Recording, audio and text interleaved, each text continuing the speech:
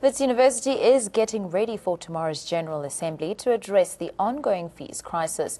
It is only the second time since democracy that the Assembly has been called, but the battle lines have already been drawn ahead of the General Assembly. Student leaders say they will not accept Adam Habib to chair the General Assembly, labelling him a criminal. A mass meeting has been called today at the Medical School and Solomon Mahlangu House to chart the way forward. All student workers and progressive academics have been invited to the meeting. A group of students gathered on campus yesterday under the banner of #TakeBackWits as a counter to the #FeesMustFall movement. We are going to a dialogue on Friday to raise the issues that the university has been sitting on top. We have two demands. We have separated the demands into the internal demands, the demands inside the university, and then there is the national agenda. The national agenda, we are saying to Adam Habib, he must take a position as a university. Where does he stand? It is not the role of the vice-chancellor to be a buffer between students and government, because now he's taking a hit that doesn't belong to him. So we are saying we can't have a vice-chancellor that acts as an agent of government, that defends and attacks students, sends police to brutalize students, to shut down a noble cause. Joining us from Wits campus is ANN7 reporter Kani Mapanga. Thank you so much for joining us this morning, Kani. Now, Kani, what is the word on campus set for tomorrow's General Assembly? Good morning, Nandi, and good morning to the viewers. I'm currently at the Wits Medical School, where students of the Fees Must Fall movement will be arriving shortly to occupy the campus. The reason for occupying their campus is that they perceive it to be the super faculty. Right now, there's no sign of any students or any police, but we have been informed by a member of staff that Wits Campus Control Security has just instructed the staff to leave the campus. Currently, staff are now evacuating with their bags. Students will be meeting again at 12 at the Great Hall in Solomon Mahlangu House for another meeting. More details will follow. That's all I have for you right now. Back to you, Nandi. Well, thank you. That was Kani, who is on standby there on the ground at Wits. And joining me here in the studio is #TakeWitsBack movement, representing representatives Irvin Zakele, Stuart Young, and Pervania Pillay. Thank you so much for joining us and taking your time. Thank you. Thank you. Now, it's quite controversial, the #TakeBackWits. Why have you guys decided that that's the stance that you want to take as students? Let me start with you. I'll speak from my own personal perspective, you know. This is how it started. Stuart was brave enough to raise his voice. You know, he was the first person to say, no, we want to go back to school, you know. And then Pervania was also smart enough to organize us, but it was an informal organization through WhatsApp, I mean, right? And the reason I, myself, personally went through with it is because I have a right as well, a freedom of expression which is enshrined in the Constitution to say, I have a say, right? But now the problem is that our country is very intolerant of other people's voices, you know? So, but the main reason why we started it, just to answer your question simply, is because we want to go back and to study. That's simply it. Now, thank you very much, Irvin. Pervania, is that your same take on the... It is, and I think the misconception's been that we want to take back Wits as a physical, immovable property of land, whereas for us, it's an ideology of taking Wits back to the place it was where the academic program was running. It's not about taking back land, it's about taking us back to a place where we were, where our academic program was going on. People were allowed to attend lectures, they weren't being forcibly removed, campus was not being shut down. It's a good thing that you clarified that, because it seems to be the word on the street that taking Wits back is taking it back to white monopoly rather. And Stuart, what is your take, or rather your reason for doing this movement? So I felt that there are a lot of students who have been too scared or intimidated to actually express how they believe the process towards free education should occur. There's been a lot of intimidation, bullying, victimization of students who do stand up, or they feel like that will happen. So I decided on that Tuesday that someone has to say something, and I stood up to do it. Obviously, we want to reiterate that we are not against the Fees Must Fall movement. We also stand in solidarity to advocate for free education.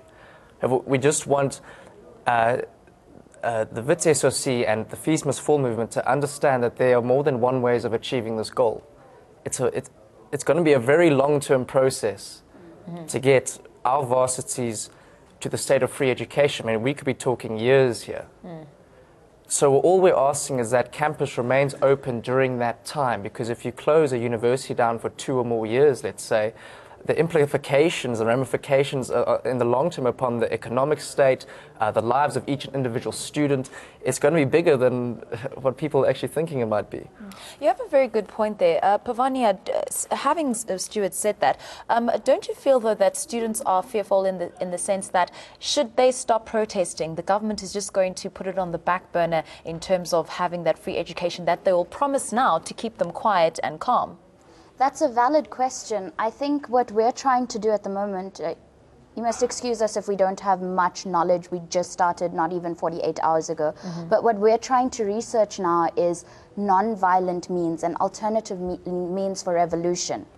And I think what our concern right now is students who are about to be graduating, and international students, you know, they have permits, and students with bursaries. I spoke to a friend yesterday, he's an international student, and he says his bursary for his funding for his master's goes through Wits and to him. And with the university being shut down, he hasn't been able to access that money, and the bursary gives him money to live off also. So for the past 3 weeks, he's been completely insolvent. And I think we need to address the concerns of certain students who, you know, do have financial pressure at this moment in time and still fight for our valid cause. You need to think about not only students who can't get into tertiary education, that is very important, but also students who are currently enrolled. There's also a very valid point. Now, Irvin, I'm going to take it back to you, and specifically you, because you're a young black male South African, and a majority of the marchers are young black South Africans who have come from backgrounds that are not so privileged. Yes. Yeah. So now, from that perspective, I can understand, or should I say, let me put it into this way. Some people would call it as a sellout, saying, okay, here's this black guy. He's fighting for white monopoly, as people are labeling it rather, and he is probably privileged. His father's maybe a minister, or maybe is a successful businessman. How do you take that? Let me start by clarifying my position, because I think it's important. This is not a political movement. This is a group of students that are saying we want to go back. Remember the context in which this happened. There was a poll that was conducted by management that said how many people want to go back to class. And over 77 people voted in that poll, which is the majority of students said they wanted to go back to class, right? There are many people in my position who want to go back to class, who have the same views as me, you know, but are afraid to raise them because they're going to be labeled as what? As sellout. They're going to be labeled as traitors and all sorts of names, you know. When I took that decision myself yesterday, I was very much conscious because I had to think about it, you know. But to answer you, when they talk about struggling and poor students, they include me. I'm an FSA student, you know, and many people even within the Fees Must Fall movement are familiar with me, you know. It's people that some of them I even respect as individuals, you know. So calling me a sellout is part of the problem of this country, which is a problem of intolerance, you know. During apartheid, it was the same thing. If you were black during apartheid and then you had to raise a certain issue, you'd be labeled all kinds of names. You barbaric, you can't think, you're stupid, right? Today, if you raise a particular kind of viewpoint which is not popular, you're also labeled all kinds of names, you know? So the way I feel about it is that our country has serious issues, and this is not just about me. It's an issue that is killing our nation, you know? And it's beyond my control, and it's beyond me. It's bigger than me. It's just so unfortunate that I have to take the bullet, and I should be taking it responsibly because it was my initiative. Now, Stuart, personally, how will this affect, or how has it affected you? Me, okay. So, my stance, I am white and privileged. I've never denied that.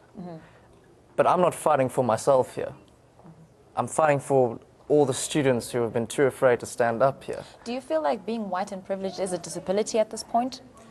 I wouldn't say it's a disability at all. It's a label at the moment. It's been used as a term to target people, bring you down, you know, a degrading term. And how does that make you feel?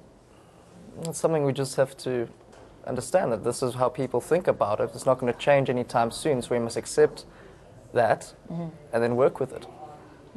And then now your parents, obviously they're trying to involve all your parents to come and support, whether it is on that side or this side. How do your parents feel coming from an area that South Africa comes from? Okay, so, well, my mom, she's Chinese. I'm half Chinese myself. She was born in Uitenhage. I went to segregated schooling. She worked in a shop her whole life, little Chinese shop, and her parents wanted to do the same thing, so she worked herself through 2 jobs and got herself 2 degrees during that time at Technicon when they were still around, and at Wits itself. So for her, she understands the need to express your opinion, you know. Everyone has the right to express the opinion. That is being shut down at the moment for many students. Obviously, as a parent, she's still obviously feeling worry. Many parents in the country feel that for their kids, you know. A lot of students are not being allowed to go to varsity because their parents are saying, we don't want you to go because we're scared of what's going to happen to you. All right. We will be joining our guests in studio shortly, but also joining us via Skype is Johan Burger, Senior Researcher, Crime and Justice Program, ISS. Thank you so much for joining us there on the line. Yeah, good morning. Good morning. Now, Mr. Burger, the police's role has come under a lot of scrutiny at this point in time in terms of trying to keep the peace. What are your takes on this? Yeah, and I think, you know, ideally, of course, one wouldn't have wanted the police to be on our campuses in the first place. But unfortunately, they have very little choice in this matter. There's the constitutional obligation in terms of maintaining order, protecting persons and property, and so forth. So they have very little choice.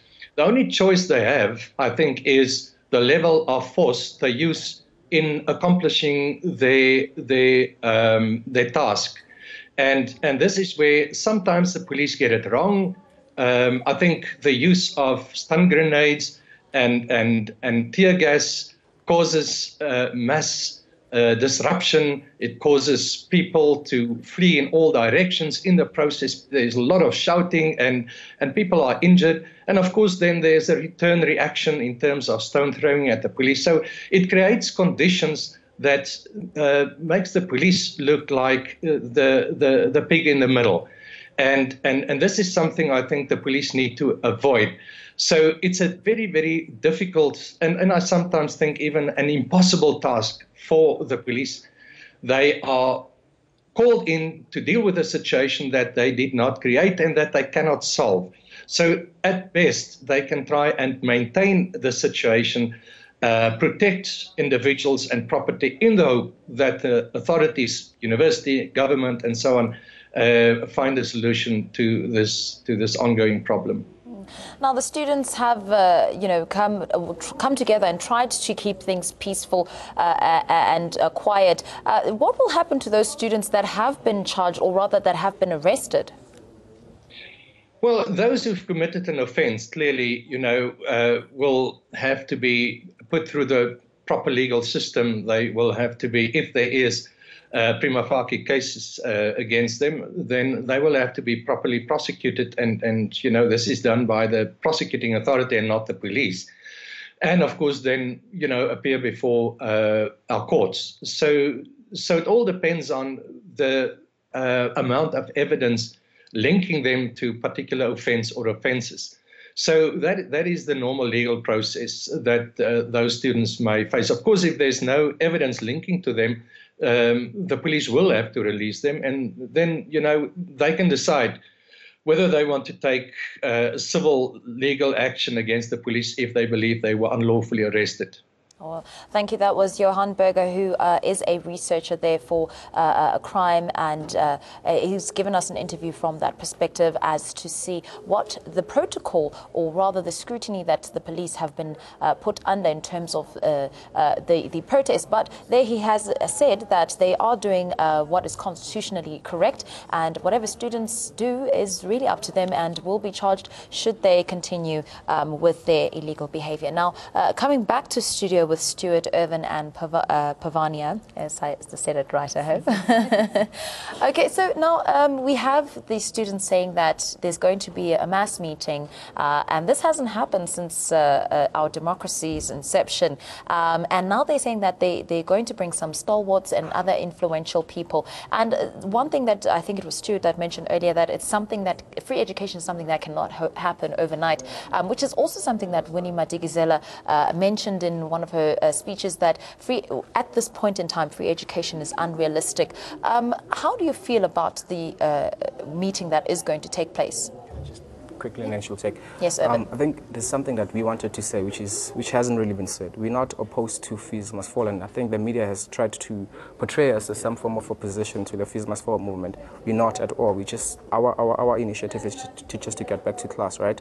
But in response to your question, I don't think there will be any form of violence in the General Assembly, and I'm hoping that students will serve the interest of the students as general. You know, I'm hoping in that meeting will come with a solution.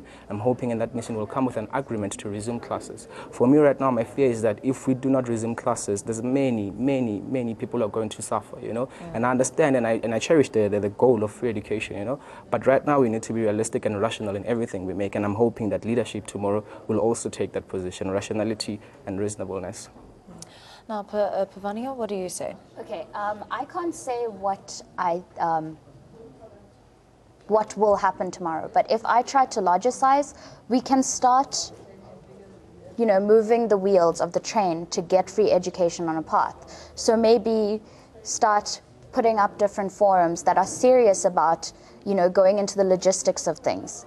And I hope that that's what will happen, and it won't turn into our movement against fees must fall.